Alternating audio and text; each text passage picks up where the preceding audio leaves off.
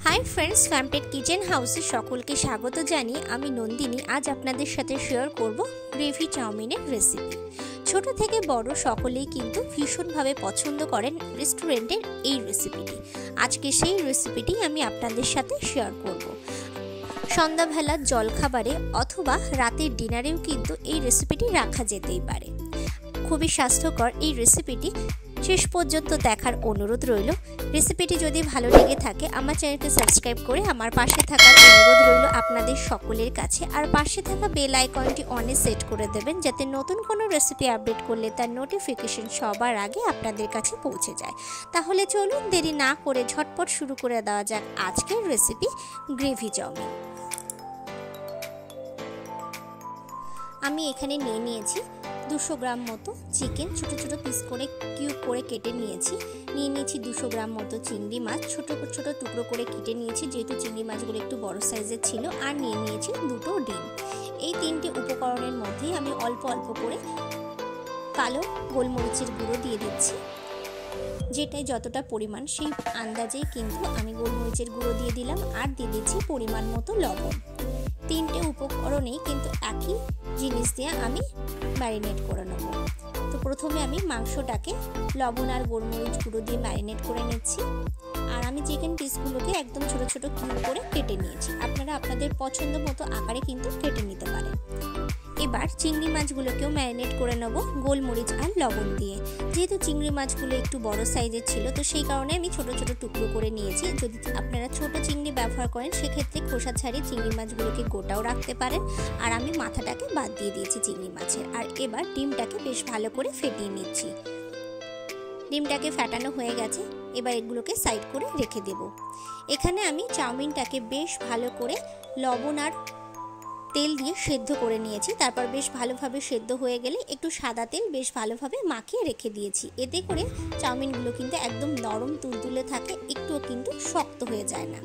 এবার একটা বাটির মধ্যে আমি দিয়ে দিলাম 2 চামচ মতো কর্নফ্লাওয়ার আর অল্প পরিমাণে জল দিয়ে আমি বেশ ভালো করে কর্নফ্লাওয়ারটাকে গুলে এটাকে আমি সাইড করে রেখে দেব। চাউমিনের রেসিপি অলরেডি আমার চ্যানেলে আপলোড করা আছে। তো আমি কিভাবে চাউমিনটাকে সেদ্ধ করে নিয়েছি সেটা দেখার জন্য আমি ডেসক্রিপশনে লিংক দিয়ে দেবো, আপনারা চাইলে দেখে নিতে পারেন। কড়াইতে আমি অল্প পরিমাণে সাদা তেল দিয়ে দিচ্ছি। তেলটাকে বেশ ভালোভাবে একটু গরম হতে দেবো। তেলটা বেশ ভালোভাবে গরম হয়ে গেলে ফেটিয়ে রাখা ডিমটা দিয়ে দিলাম। ডিমটা দিয়ে আমি ডিমের স্ক্র্যাম্বল তৈরি করে নেব। বেশ ভালো করে নাড়াচাড়া করে নিয়ে আমি ডিমের স্ক্র্যাম্বলটা তৈরি করে নিচ্ছি। তো দেখুন ডিমের স্ক্র্যাম্বল তৈরি হয়ে গেছে। এবার আমি এটাকে কড়াই থেকে নামিয়ে একটা পাত্রে সাইড করে রেখে দেব।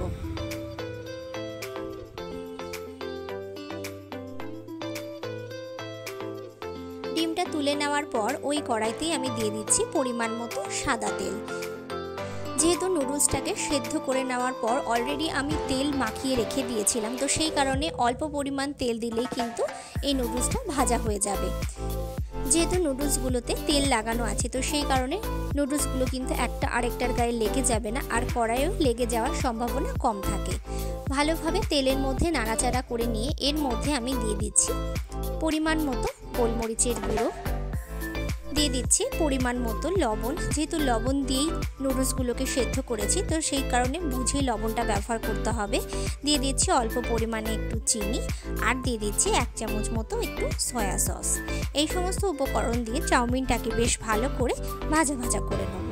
তবে চাউমিনটা যেন একদম শক্ত না হয়ে যায় সেদিকটা খেয়াল রাখতে হবে। বেশ ভালোভাবে নাড়াচাড়া করে চাউমিনটাকে হালকা ফ্রাই করে নিতে হবে যাতে সমস্ত উপকরণ বেশ ভালোভাবে চাউমিনের সাথে মিশে যায়। গ্যাসের ফ্লেমটাকে হাইতে রেখেই প্রায় 5 থেকে 7 মিনিট মতো চাউমিনটাকে বেশ ভালো করে কন্টিনিউয়াসলি নাড়াচাড়া করতে করতে কিন্তু চাউমিনটাকে ভেজে নিতে হবে। তো দেখো চাউমিনটা কিন্তু বেশ ভালোভাবে ভাজা হয়ে গেছে, আমি প্লেটে তুলে নিয়েছি। এবার আমি এটাকে সাইড করে রেখে দেবো। ওই কড়াইতে আমি দিয়ে দিচ্ছি অল্প পরিমাণে সাদা তেল। পুরো রান্নাটাই কিন্তু সাদা তেলেই হবে। এবার এর মধ্যে আমি দিয়ে দিচ্ছি বেশ কিছু পরিমাণে রসুন আর সামান্য একটু আদা কুচি। ভালো করে একটু নাড়াচাড়া করে নেব যতক্ষণ রসুনে একটু হালকা কালার আসে আর খুব সুন্দর গন্ধ বের হতে শুরু করে দিয়েছে। তারপর আমি এর মধ্যে দিয়ে দিলাম ম্যারিনেট করে রাখা চিকেন। চিকেনটাকে দিয়ে আদা রসুনের সাথে বেশ ভালো করে হালকা একটু নাড়াচাড়া করে নেব। আর এই চিকেনটা ভাজার সময় আমি এর মধ্যে দিয়ে দিচ্ছি 1 চামচ মতো একটু ভিনিগার, এতে করে চিকেনটা খুব সফট হবে। ভালো করে একটু নাড়াচাড়া করে নিচ্ছি। এবার আমি এর মধ্যে দিয়ে দেবো ম্যারিনেট করে রাখা চিংড়ি মাছ। চিংড়ি মাছগুলোকে দিয়েও বেশ ভালো করে একটু নাড়াচাড়া করে হালকা ফ্রাই করে নেব, কারণ বেশি নাড়াচাড়া করে যদি চিংড়ি মাছটাকে ভাজি তো সেক্ষেত্রে চিংড়ি মাছটাকেও কিন্তু শক্ত হয়ে যাবে, তাই হালকা কিন্তু নাড়াচাড়া করে চিংড়ি মাছটাকে ভেজে নিতে হবে চিকেনের সাথে। বেশ ভালোভাবে চিংড়ি মাছগুলোকেও নাড়াচাড়া করে নিয়েছি, হালকা ভাজাও হয়ে গেছে। এবার আমি এর মধ্যে প্রথমে দিয়ে দিচ্ছি পেঁয়াজ কুচি। এখানে আমি একটা মাঝারি সাইজের পেঁয়াজ ব্যবহার করেছি আর দিয়েছি একটা মাঝারি সাইজের গাজর আর পেঁয়াজটাকে আগে দিয়ে দিলাম, যেহেতু গাজরটা ভাজা হতে একটু সময় লাগে, পেঁয়াজটা ভাজা হতেও যেহেতু একটু সময় লাগে, তো সেই কারণে পেঁয়াজ আর গাজরটাকে আগে দিয়ে দিলাম। মাংস আর চিংড়ি মাছের সাথে কিন্তু এটা বেশ ভালোভাবে ভাজা হয়ে যাবে। যতক্ষণ না পেঁয়াজ আর গাজরটা ভাজা হয়ে নরম হয়ে যাচ্ছে ততক্ষণ পর্যন্ত এটাকে নাড়াচাড়া করে নেব। তো দেখো গাজর আর পেঁয়াজটা কিন্তু ভাজা হয়ে গেছে, গাজরটা কিন্তু একদম সফট হয়ে গেছে আর পেঁয়াজটাও কিন্তু নরম হয়ে গেছে। এবার আমি এর মধ্যে দিয়ে দিচ্ছি ক্যাপসিকাম কুচি, দিয়ে দিচ্ছি বাঁধাকপি কুচি আর দিয়ে দিচ্ছি হাফ কাঁচা লঙ্কা। আপনারা যদি একটু ঝাল ঝাল খেতে চান তো সেখানে লঙ্কাটা একটু বেশি ব্যবহার করতে পারেন, তবে যেহেতু আমি এই রান্নায় গোলমরিচটা একটু বেশি ব্যবহার করব তো সেই কারণে অল্প পরিমাণে লঙ্কাটাই ব্যবহার করব। তো বেশ ভালো করে আমি হালকা নাড়াচাড়া করে নিচ্ছি সমস্ত সবজিগুলো। বাঁধাকপি আর ক্যাপসিকামটা একটু সফট হওয়া পর্যন্ত নাড়াচাড়া করব, কিন্তু বাঁধাকপি যেন গলে না যায় সেদিকটা কিন্তু অবশ্যই খেয়াল রাখতে হবে। এই সবজির মধ্যে দিয়ে দিলাম পরিমাণ মতো লবণ, পরিমাণ মতো গোলমরিচের গুঁড়ো আর দিয়ে দিচ্ছি সামান্য পরিমাণে একটু নুডলস মশলা। এই সমস্ত উপকরণ দিয়ে সবজিগুলোকে বেশ ভালো করে মাংস আর চিংড়ি মাছের সাথে ভাজা ভাজা করে নেব।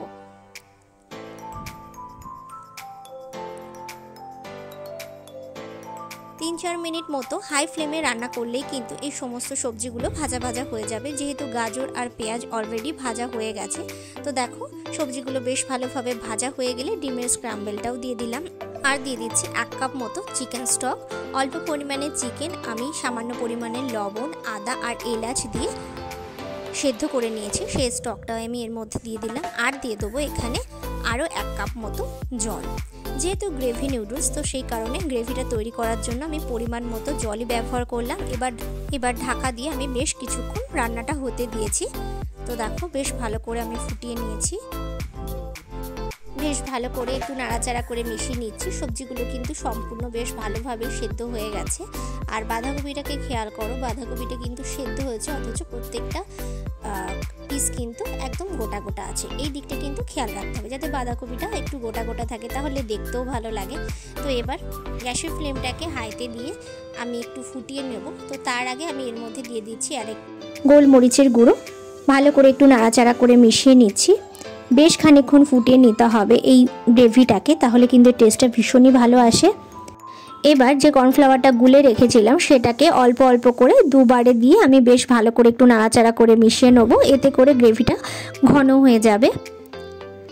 তো প্রথমে একবার দিয়ে দিয়েছি, তারপর বেশ ভালো করে নাড়াচাড়া করে আরেকবার দিলাম। তো দেখো গ্রেভিটা কিন্তু বেশ ঘন হয়ে গেছে, ভালো করে একটু নাড়াচাড়া করে মিশিয়ে নিচ্ছি।